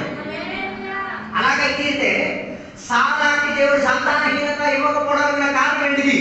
వీళ్ళు తొలి నమ్ముకున్న దేవుడి సిద్ధాంతం ఉంది. వీరి తొలి ఒక సాంప్రదాయం ఏం చేసేవారు? పాటించుకునేవారు. అప్పుడే కదా ఏం తెలియదు. అప్పుడే వాళ్ళకి ఏమైంది? అందుకే దేవుడు ఏమి అనిపించారు? ఆ క్రమావళి సత్యాల ద్వారా వెయిట్ చేయి. దాని అర్థం ఆ విశ్వాసం చచ్చేంత వరకు దేవుడు ఏం చేశారు? సంతానం ఇవ్వలేదు. ఆ విశ్వాసం ఏ విశ్వాసం? కల్దీయుల విశ్వాసం ఇందులో చేసేది ప్రభుత్వ పరిచయం. ఒకవేళ కల్దీయుల ప్రభు అందుకే కదా ఆదాన్ని వెళ్ళేసుకోవడానికి కూడా కారణం ఆ సాంప్రదాయం ఉండడం వల్ల, ఆ ప్రభావము ఆ సాంప్రదాయం. హలో పుట్ల సంతానం పుట్టదు, పుట్టాడు అడుగుతాడు పేరు కోరి తెచ్చుకున్నాను ఇంటికి వేదన పట్టుకున్నాను, తోలేశారు. దాని వల్ల సుఖపడ్డారా?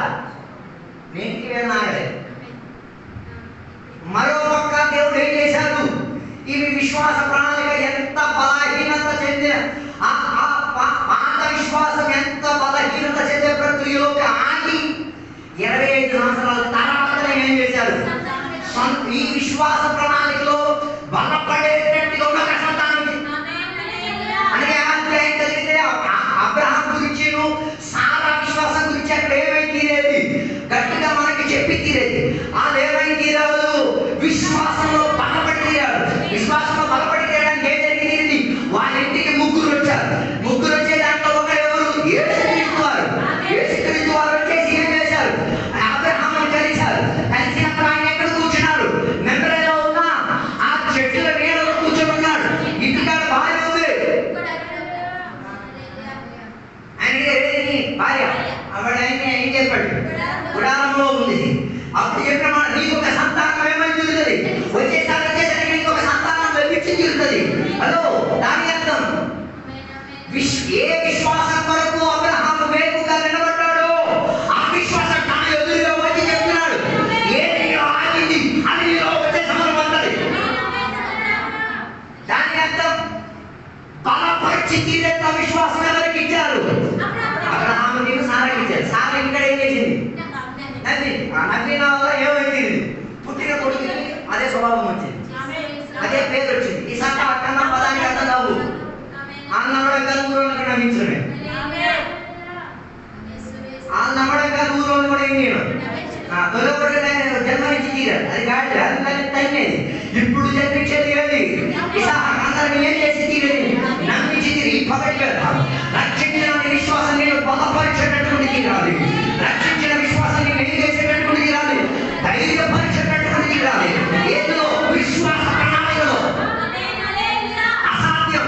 వార్ధక్య కాలంలో సంతానం జరిపించడం అసాధ్యం. చదివే పని కాదు, అది జరగదు. వైద్య శాస్త్రం ఒప్పుకునే ప్రణాళిక కాదు. కానీ విశ్వాసంలో బలపడగలిగి తీరితే బలపరిచి తీరడానికి విశ్వాసానికి నాయకుడి నీ దగ్గరికి వచ్చి ఎదిగి కోడికలు ఆరాధన కూటాలు సహవాసాలు ఎందుకు? విశ్వాసంలో నిండడానికి, బలపరచడానికి, ధైర్యపరచడానికి, ప్రోత్సహించి తీరడానికి. అప్పుడే చెప్పేదండి, మాకు విశ్వాసం కదా ఏమవుతుంది, మాకేం కావాలా?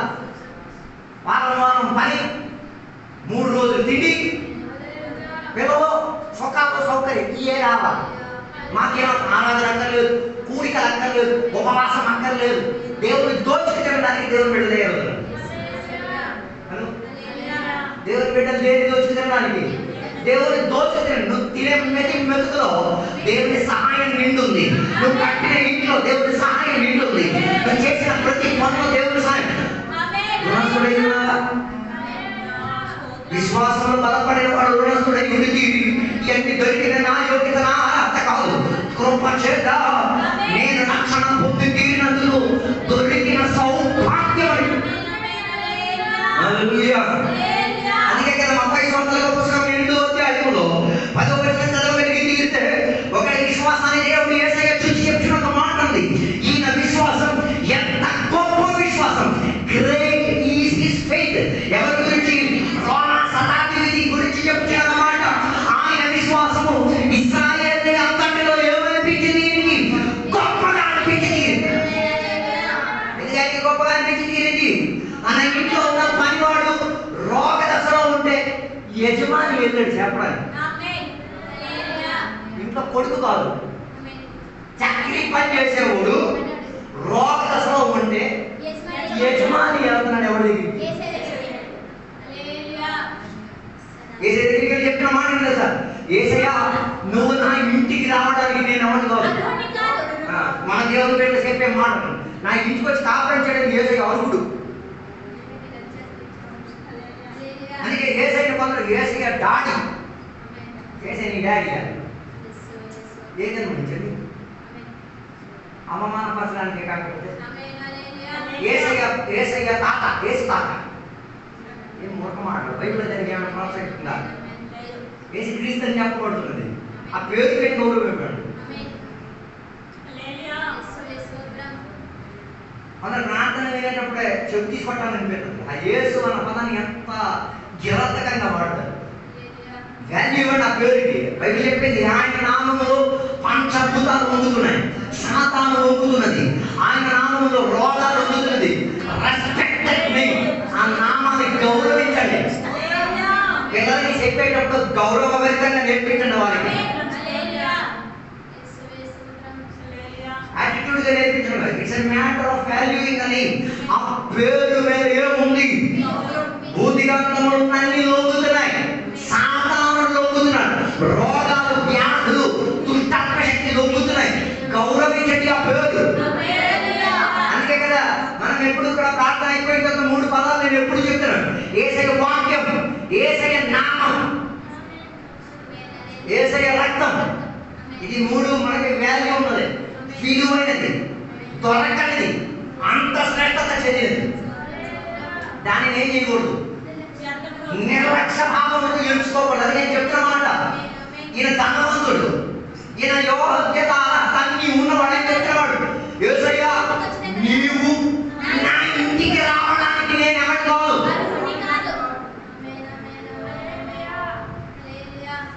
యేసయ్య నీ ఇంటికి రావడానికి ఏదైనా ఆలోచన మనమే చెప్పేది. నా ఇంటికి వచ్చి డాడీ, నా ఇంటికాడ ఉంది డాడీ. అపవిత్రత చెందిన వేదికలో పాపము లేని, పాపము చెయ్యని, పాపము ఎరగని ఒకడు లేడు.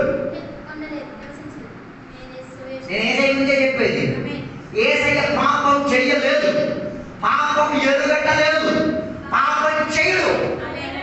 నువ్వు పాపం ఎరిగినోడి, పాపం చేసేవాడి, పాపం కొరకు నిలబడేవాడి.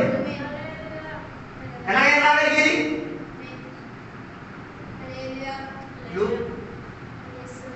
మనం ఏదో ఆరాధన తెప్పించేసుకుంటున్నాం.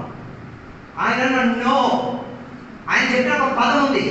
దేవా నేనెవరో తెలుసా? శతాధిపతిని, నేను అధికారానికి విలువిచ్చుచున్నవాడిని. I know the value of authority.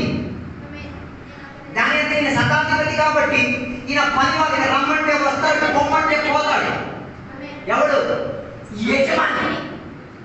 ఇప్పుడు ఈ యజమాని ఎవరి దగ్గరికి వచ్చాడు? చక్రవర్తి దగ్గరికి వచ్చాడు. ఇప్పుడు చక్రవర్తి చెప్పండి, నేను రావాలా పోవాలా అని చెప్పాలి. ఎవరి దగ్గరికి? ఈయన ఆయన చెప్పు, నువ్వు రావాలని కూడా నేను ఇండైరెక్ట్ గా ఏం చెప్తున్నాడు? నువ్వు యజమాని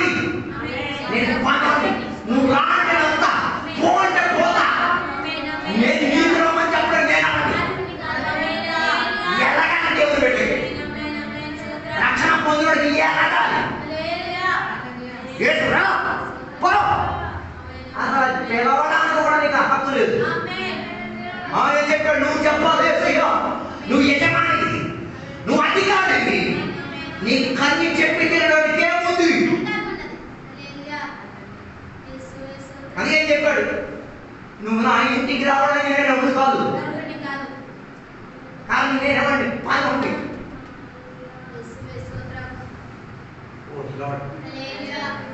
అందుకే యేసయ్య అని చెప్పారు, ఇశ్రాయేలులో నీ విశ్వాసం ఎంత గొప్పది. దాని అర్థం యేసయ్య అధికారాన్ని ఏం చేసేవాడు, గుర్తించినవాడు. ఓ లార్డ్, కొందరు ఎవరికి అధికారం గుర్తింపు లేదు. కొన్ని కుటుంబాలు యేసయ్య అధికారానికి ఏం చేయు. జక్కయ్యని యేసయ్య పిలిచారు కదా, నేను నీ ఇంట్లో ఏం చేయాలి, నేను ఏం రావాలి. యోగ్యుడాడు యోగ్యుడు కాదు. ఆయన తన యోగ్యతను ఏం చేస్తున్నాడు, సరిపరుచుకోవడానికి వేదిక కల్పించుకున్నాడు. బాగుపరిచి తీరడానికి ఏం చేస్తున్నాడు, సరిహద్దును సరిపరుచుకు తీరండి. చెప్పేసి చెప్పినట్టుగా దేవా నా సరిహద్దును ఏం చేయము దేవా, విశాలపరచుము దేవా, నా అవమానాలను ఏం చేసి దేవా తొలగించుము దేవా. దాని అంతా సకాయి కూడా యేసయ్య అడిగిన మాట, దేవా నేను పరిహరించి తీరాల్సి నేను పరిహరించి తీరుతా. యేసయ్యకి చెప్పలే, యేసయ్య ఒక మాట సకాయి కిందకి రా, నేను రావాలి. ఈ ఒక్క మాటలో ఆయనకు అర్థమైంది, నేను సక్కైగా పన్ను వసూలు చేసేవాడిగా ధనవంతుడిగా ఉంటే యేసయ్య నా ఇంటికి ఏం చేయలేడు. నేనేమవ్వాలి, సాధారణ మామూలు మనిషిగా నేనేమై తీరాలి, మారి తీరాలి. మారి తీరగలిగి తీరితే యేసయ్య ఏం చేయొచ్చు,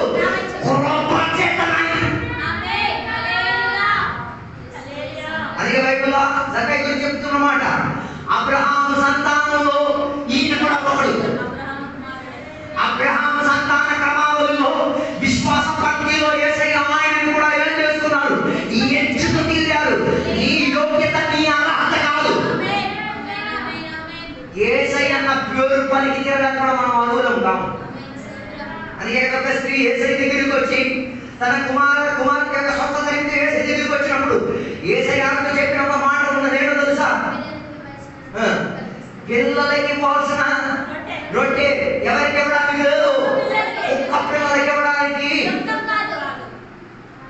దాన్ని ఆమె చెప్పే జవాబు ఏంటో తెలుసా, నువ్వు పిల్లలకు రొట్టించుకో, నాకు రొట్టె వద్దు. ఆ రొట్టె నీవైతే ఆ రొట్టె నువ్వు ఇరికితే చాలు.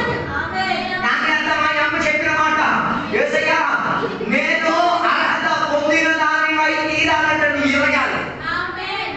నువ్వు జీవం కలిగిన రొట్టివి, నువ్వు ఇరికితే వారికి రొట్టె దొరికింది, నాకు కొండ దొరికింది. వారు రొట్టెకి తృప్తి అవుతారు, నేను కొండ పొంది ఏమవుతా, తృప్తురాలైందా. ఈ కొండ నా కొడుకుని బతికించి అవుతా కుక్కనే ఆమె ఒప్పుకోండి. ఏమని యేసయ్య ఆమె కుక్క అనిపించడానికి యాక్సెప్టెడ్. యేసయ్య నిన్ను కుక్క అనిపిస్తే ఒప్పుకోగలిగే దమ్ముందా? పాస్టర్ గారు కుక్క అంటే చాలు, విశ్వాస యాటిట్యూడ్ చూపించి పరిగెట్టేది. యేసయ్య ఏమైంది, కుక్క అనిపించినాడు. ఎస్ కుక్కనే, నేను కుక్కనే, కానీ నాకు అర్హత లేదు. రొట్టి తినడానికి నాకేం లేదు. రొట్టి ఇశ్రాయేలు ఇచ్చుకో, నీ పిల్లలకు ఇచ్చుకో, నాకు రొట్టె వద్దు. నాకేం కావాలి, రొట్టి నుండి పడిన ఒక గుండ కావాలి. కాబట్టి ఆ గుండ పొందుకోవడానికి నేను కూడా ఓ లార్డ్ దేవుని బిడ్డలు అనుకుంటున్నాడు, నేను అన్నిటికీ అడుగునేది. రక్షణ పొందేస్తే అన్నీ నాదే, అన్నీ నాకున్నాయే, అన్నీ నీకన్నా మూర్ఖుడు ఇంకొకటి లేడు. కృప చేతనే అది నీకు దొరికింది. దాని ఏం రక్షించిన విశ్వాసం మాత్రం కాదు, బలపరిచే విశ్వాసం మాత్రం కాదు, గొప్ప విశ్వాసంగా నీ జీవిత ప్రణాళిక. బైబిల్ చెప్తున్న మాట, సాతాను కూడా ఎవరిని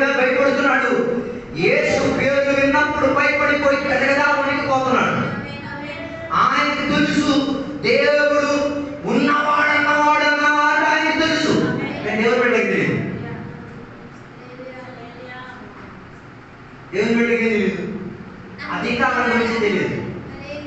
ఎవరికి ఏ అధికారం ఇవ్వబడి ఉంది. అందుకే కదా యేసయ్య చెప్పిన మాట, భూదిగంతముల వరకు వెళ్ళు, సకల అధికారం నేను నీకేమి ఇచ్చి ఉన్నాను. భూమిలో కట్టేది, భూమిలో విప్పేది. ఏమర్థమైంది మనకి? తిప్పుతున్నావా కడుతున్నావా?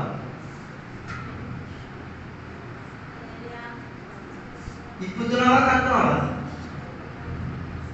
కొన్ని విప్పడానికి ఉన్నాయి, కొన్ని కట్టడానికి ఉన్నాయి. ఎందుకు విప్పేది? తొలి కట్టబడింది కాబట్టి విప్పుతున్నావు. తొలి విప్పింది నువ్వు మళ్ళీ ఏం చేస్తున్నావు? కడుతున్నావు.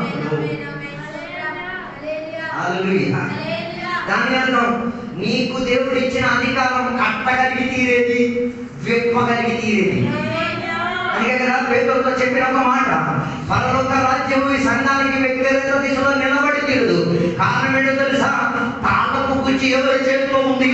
యేసయ్య చేతిలో ఉన్నది. కాబట్టి నీకు వ్యతిరేకంగా ఎవరు ఏం చేయలేరు, నిలబడి తీరలేదు. దేవుడు నీకు అధికారం ఇచ్చి తీరాడంటే దాని అర్థం అయితే దేవుడు అక్కర్లేదన్నది కాదు. దేవుడు నీకు అధికారం ఇచ్చింది ఉన్న అధికారం కింద లోబడి తీరాలి. అర్థం కాలేదు? దేవుడు ఇచ్చిన అధికారంలో ఏమై తీరడానికి? లోబడి తీరడానికి. అందుకే ఆ శతాధిపతి చెప్పిన ఒక మాట, దేవా నీవు నా ఇంటికి వచ్చి తీరడానికి నిలబడతాను. యోగ్యత చెప్పగలరా? నీ ఇంటికి బైబిల్ రావడానికి యోగ్యత ఉందా? నీకు చదువు రావడానికి యోగ్యత ఉందా? మీరు ఏ సైడ్ పీసికి యోగ్యత? అదేదో మన తాత సొమ్మం మొత్తం. ఇది నీ ఇంటికి రావడానికి ఎంతమంది మెట్టలు వదులుకున్నా, ఎన్ని చావులు అనుభవించారు, ఎన్నిసార్లు కుక్కలా పట్టబడ్డారు, ఎన్ని ప్రతిబంధత ఎదుర్కొన్నారు. ఏది 66 పుస్తకం రాసి నీ చేతికి రావడానికి నువ్వు ఇది 250 రూపాయలకో 300 రూపాయలకో ఫ్రీగానో పుచ్చుకొని సైకిల్ పట్టి తిరిగారు. ఫ్రీగానే 250 300 ఇచ్చుకొని పట్టుకొని తిరిగేస్తాం. మళ్ళీ సిరిగితే మళ్ళీ కొత్తతో వేస్తాం. పాత పెట్టి దాన్ని కాలం తీసేస్తాం. దేవుని బిడ్డలు ఇంట్లోనే సిరిగిన బైబిల్ కూడా ఉన్నాయి. 90% బైబిల్ కాలంలో ఉన్నాయి. ఎప్పుడైనా ఆలోచన వచ్చిందా? ఇది నా దగ్గరికి వచ్చి తీరడానికి నేను అవ్వండి కాదు, యోగ్యుడేనా? ఈరోజు నేను 3 పూటల తింటున్నానే, ఇది నా ఇంటికి వచ్చింది కాబట్టి, యేసయ్య నాకు గుర్తించాడు కాబట్టి, యేసయ్యతో నాకేమో కలిగింది, కృప కలిగింది. అందుకే కదా కొందరికి అలుపు బలుపు సరుకు చూడలేకపోతుంది. ఏదో యేసయ్య వాళ్ళ తాత సొమ్ము, యేసయ్య నీ తాత సొమ్ము కాదు, కృప చేత నీకు దొరికిన బహుమానం.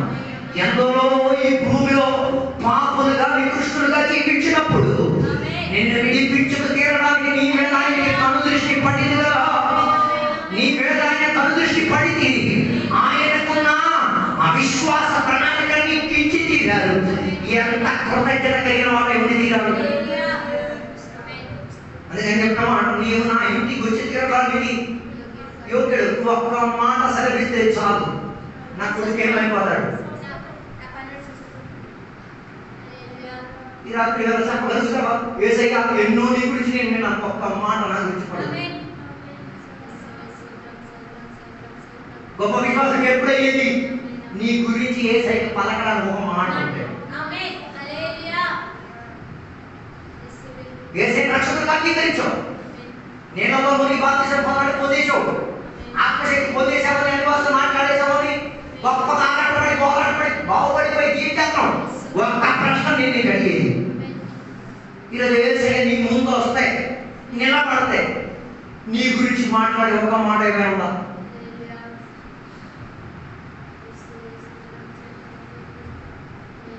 ఈజ్ దేర్ వన్ వర్డ్, ఒక్క మాట నీ గురించి మాట్లాడి తీరడానికి యేసయ్య ఉందా? లేకపోతే నీ విశ్వాసం కాదు. నువ్వు యేసయ్యని కాదు కనుగొనేది, నువ్వు యేసయ్యని కాదు ఎక్స్పెక్ట్ చేసేది, నీ విశ్వాసం యేసయ్య మూలంగా రక్షణ ఇచ్చింది కాదు. సంపాదించే విశ్వాసం కాదు, సంథింగ్ ఓటమి చెందేది. ఈ రాత్రి వేళ, ఈ పగటి వేళ ఒక్కసారి నేను నీవు ఆలోచించాను, దేవా నా గురించి నువ్వేం మాట్లాడతావు, ఏం మాట్లాడగలిగి వాటి ఏది లాభోదయమన్నది నాలో ఉన్నది నీకు మాట్లాడి తినడానికి. ఈ ప్రార్థన కూడికలో, ఈ ఉపవాస ప్రార్థన కూడికలో యేసయ్య నీ గురించి చెప్పగలిగే ఒక్క మంచి మాట. హేరోదు గురించి యేసయ్య చెప్పిన మాట, అన్న అక్కతో ఏది చెప్పు, నేను నేడు నిన్న నిరంతరం ఇక్కడ అక్కడ అన్ని నేనేం చేస్తాను, అద్భుతాలు చేసి తీరుతాను. యేసయ్య హేరోదు గురించి అలా మాట్లాడగలిగి తీరింది. పీలాతు యేసయ్య సత్యం గురించి అడిగినప్పుడు యేసయ్య తన వాస్తవిక మాట ఆయనకి చెప్పి తీరాడు.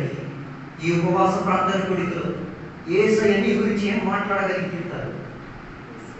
నా తాను ఏం గురించి యేసయ్య మాట్లాడే మాట, నువ్వు అంజూరపు చెట్టు కాడ కూర్చున్నప్పుడే నేనేం చేశాను, చూచి తిని.